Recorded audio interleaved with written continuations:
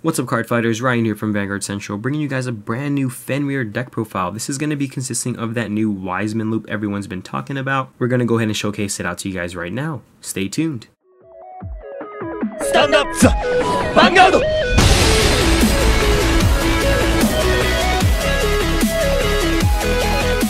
Starting with our grade 3s, we are playing 4 copies of Mythic Beast Fenrir. Fenrir is going to be the main boss of the deck, of course, simply because he's going to be the engine that gets us the soul as quick as possible. So basically his on-stride skill is very effective when you can soul charge 3 every time you stride, and his ability to go ahead and grab whatever card you soul blast for an easy counter blast 1. Sometimes it's nice to have access to your soul as if it was your second hand. So getting rearguards with his second ability is really good. And then following him, we got 4 copies of Angelic Wiseman. So Wiseman is basically one of the key cards of this deck, simply because the loop that people are talking about and people are getting super hyped about is basically what this guy is all about. Every time he swings, you can Soul Blast 3 Vanguard or Rear, and he does get plus 4,000, so he's a 14k swinger. And the really nice part about this, I'll get into it later when I do get into the grade 0s, is with the new stand trigger, you can go ahead and kind of, in a sense, loop it if you can play your cards right. He's going to be able to swing multiple times with a huge number every single time. So it really beats down a lot of people's hands, or if anything, it's basically sealing you the game right away. Moving on to our grade 2s, I'm playing 4 copies of Gleipnir. The reason why I like the Gleipnir over Flying Lapweek, for example, is because of its 9k body. Having its 9k body just really helps, and having a booster behind it as well is just really great pressure. At least I think so. Sometimes with Lapwing, for example, you're not guaranteed that extra copy in the soul for the draw. So at least for this one, for Gleipnir, you know that you're going to be able to draw so as long as you've soul blasted that turn, which is actually not that hard to do in this deck. And next we got 4 copies of Witch of Grapes Grappa. Grappa is another very important card in this deck, simply because it's going to help you accelerate the loop a little bit faster and get extra stand triggers into your soul if your deck is low enough. The really good part about Grappa is that you can run it at 4 because it's a good ride, and it's also really easy to target as well when you soul blast it, because at least you're running max copies, you're more than likely going to get into the soul at some point. And next I got 3 copies of Jormungand. This 3 spot can be filled up with anything, I think.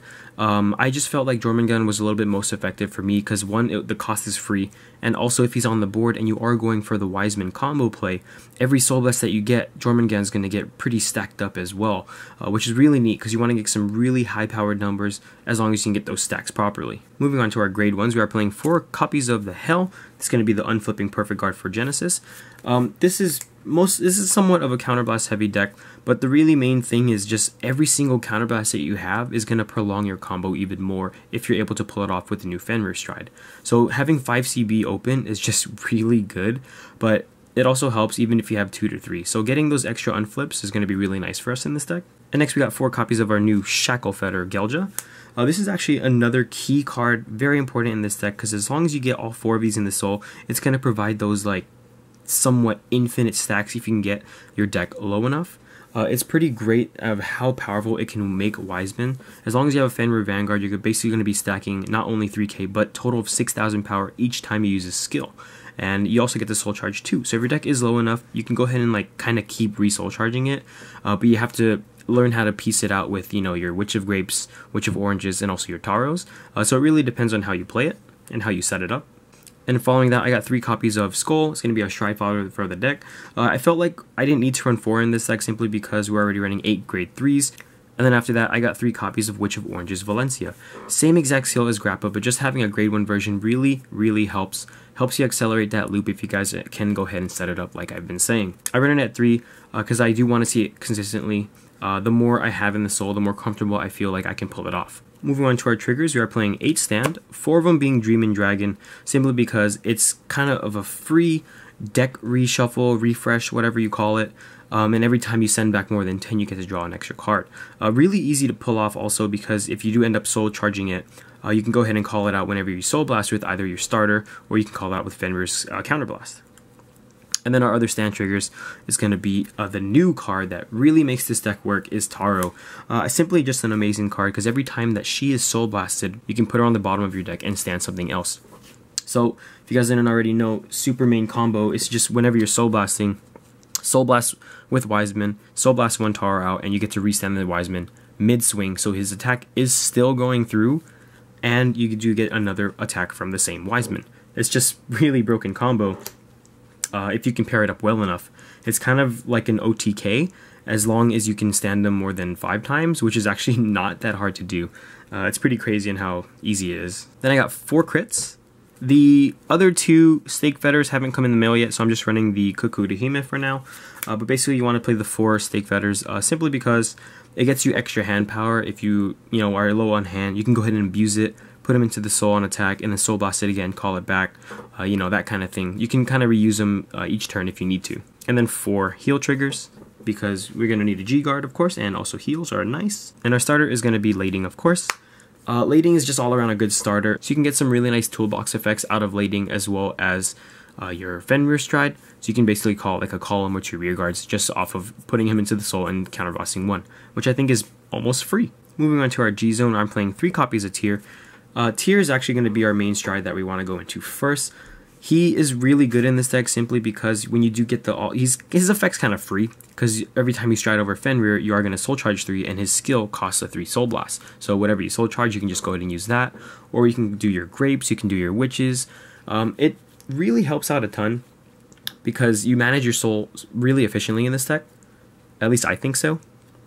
And what's nice about him is that even if you don't hit triggers, you're going to be hitting the soul count that you need in order to pull this off. Your soul needs to be like pretty fat if you want to pull this off consistently, which is actually really nice. And Tyr's going to go ahead and get us there. A lot of times people think that you need to go into the Fenrir stride in order to pull off the combo, but even with Tyr, if you know your deck well enough and remember what cards you did put back, you're pretty much going to get back to the bottom of the deck where all your stand triggers are. You can soul charge those and then redo your combo as well, as long as your Wiseman's standing and ready for those swings. A really nice combo that you can do with this guy. And next we got 2 copies of Fenrir. Yes, before you bash on it, these are proxies right now that we're running because unfortunately the Fenrirs haven't come in the mail yet. There's been some sort of delay, but we really wanted to get the deck profile out there for you guys. So for this deck, you really only need 2 Fenrir, because if you have your setup properly and you can go for game, you go into him and it's just kind of instant win right there. Depending on your opponent's hand, if your opponent's at 4, if your opponent's at 5 and you have more than like 6 attacks going with the Wiseman swinging at like a bajillion, I think you pretty much win. So Fenrir's skill, it's not so much his GB2 ability that's going to save us in this loop, but it's going to be his second ability, which lets us soul blast during the main phase, which is going to go ahead and help those loops essentially if our deck's low enough. Really nice. Only unfortunate part though is that it's not infinite, because you can run out of counterblast, which is unfortunate, but I think it's great that he has a counterblast skill. Otherwise this deck would be total cancer.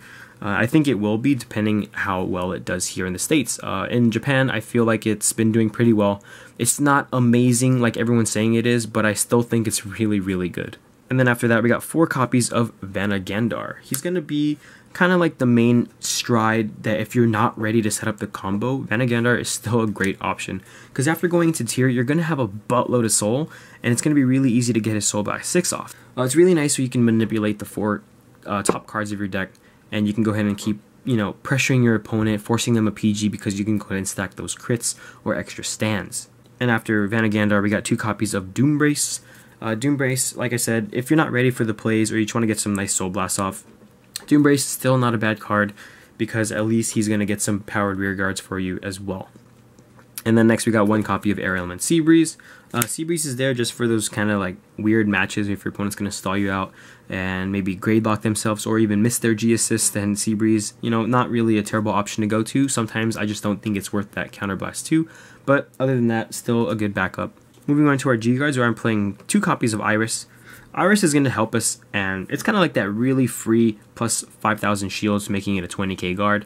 I think it's great simply because you can add whatever cards that you need or are missing from the drop zone and add them back to your soul. So you can add Taros that you may be guarded with, you can add those Shackle Fetters, you can add your Witches of Grapes and Oranges.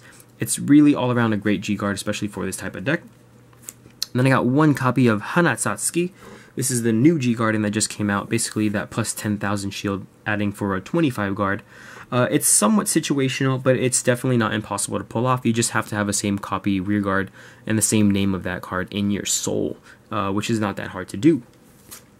And then I got one copy of Screw, basically another 25k shield, but this one is actually guaranteed because all you have to do is pitch another card. Thanks for watching, guys. That was our Fenrir deck profile. Let me know what you guys think down below. Do you think that this loop is pretty funny? Do you think it's strong?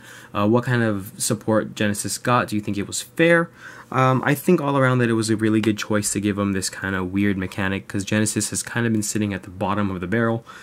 Which is sad because they did get a really nice, effects and whatnot, even though that they weren't very competitive.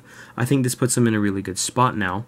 Let me know what you guys think of this Wiseman combo. Do you think it might be banned as well for this infinite loop like Refros happened? It's possible, but we gotta see some results first. But like I always say, guys, like our videos, comment down below if you have any questions, and subscribe for more content. Vanguard Central, out.